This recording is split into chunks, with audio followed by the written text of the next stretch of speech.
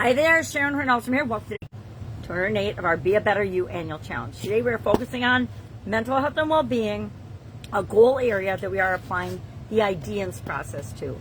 Today is step 3 of the IDEANCE process, E for exploring options. So, what do we mean? What do I mean when we say we're going to explore options? We are going to brainstorm today, and I always share pretty much now regularly the 10-3-1 tool, where I challenge you, everybody else I talk to come up with at least 10 possible ways to fill the gap between your current story and your desired state. Where are you now? The difference between where you are now and where you want to be, there's always tension there, right? But if we start to think of some ways we can move from where we are to where we want to go, that's what we're talking about today. So I challenge you to brainstorm at least 10. Let me grab some other people's stories and give you some examples of actions that they brainstormed. Sarah, for example, explored options of meditation, time blocking, saying no to extra tasks. James looked at affirmations, preparation before meetings, excuse me, and public speaking training. And Maya looked at guided meditation, mindful journaling, and deep breathing exercises. So that gives you some ideas of some of the things that you can brainstorm. All of us can benefit by journaling, meditating, becoming more self-aware, researching possible ways.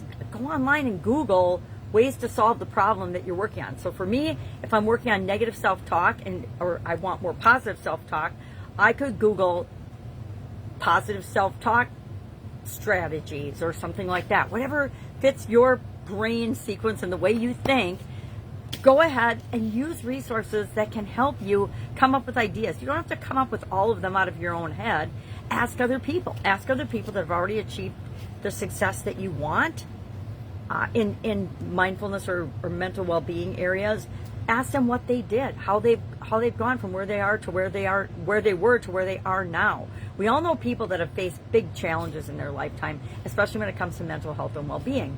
And so why not learn from people that have already taken the journey and successfully completed it? That's one of my favorite strategies, is to model people that have already done what you want to do. Find out as much as you can about them, how they think, what they felt, what actions they took, what worked for them, what didn't work for them. Because guess what? Just like with me, what works for me might not work for you. What works for you might not work for me. And that's the way it is. We have to test and tweak and try different things and make them our own, but do the ones that work for us and feel in alignment with who we really are. So what are we doing today? We are going to brainstorm at least 10 possible ways to begin to fill that gap, right? And the first thing we do probably isn't going to fill the gap all the way. If it is, we would have probably already done it. So keep in mind that and it's like I like to brainstorm at least 10 things. Keep in mind that if you do one thing and it doesn't work, you've still got 9 other things or more to just go back and look at or choose from. Or you can tweak the one thing that you did and just change it a little bit to see if it doesn't work for you. Some things, like I found meditation works for me, but depending on what I'm working on, I might be resisting the change more than others, and it might take me more meditation or more affirmations or more action than I initially thought it would to change a certain behavior, thought pattern, etc., or belief. All right, any questions about this? Any trouble trying to come up with 10 options? Hit me up, because I guarantee I can ask you a couple of questions and the options will just start flying out of your consciousness. All right, or subconscious. Have a great day. If I can help you, ask. Otherwise, I'll be with you tomorrow. Bye.